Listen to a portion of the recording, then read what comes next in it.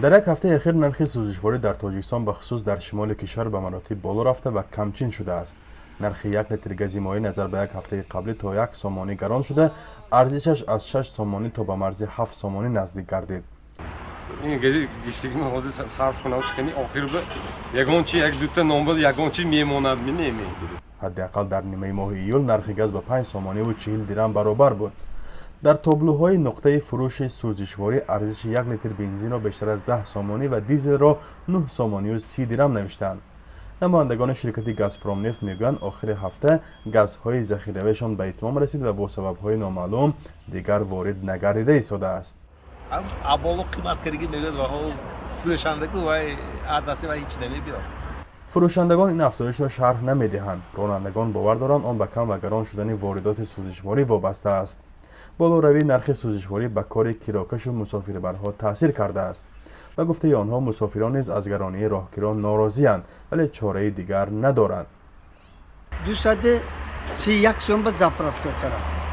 Намедонам акун ҳол тарози ба метиям. Пилон ба метиям, ишкам ба мехӯрам. Туда ҳеҷ ҳозир мана ҳам то шудоста. حالا در مرکز ولایت سوخت گشت و گذار اتوبوس ها نیز به چشم نمیخورند و در ایستگاه نقلیات ها به اصطلاح در استراحت هستند. مسئولان اداره نقلیات مسافرکشانی شهر خوجند نیز تصدیق میکنند که در 2 ماه اخیر شمار اتوبوس ها را در خط سیر کم کردند. زیرا گرانی نرخ سوزشواری و کمبود مسافران از حساب دانشجویان به بودجه آنها تأثیری عمیق رسانیده است. در دوام 2 ماه 1 سومون و 25 درم قیمت شد. خودی سوزشواری دیزلی.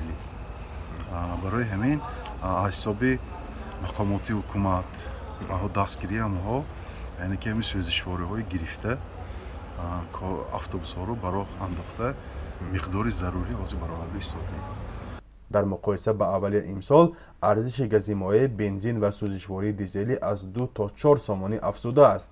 در ماه ینور گاز مایع همگی 4 سومانی و بنزین و دیزل با نرخ 7 سومانی فروخته میشد. وارد کنندگان و فروشندگان تا به حال رسما در این باره شرح ندادند. فرزان محمدی، رادیو آزادی، شهر خوجند.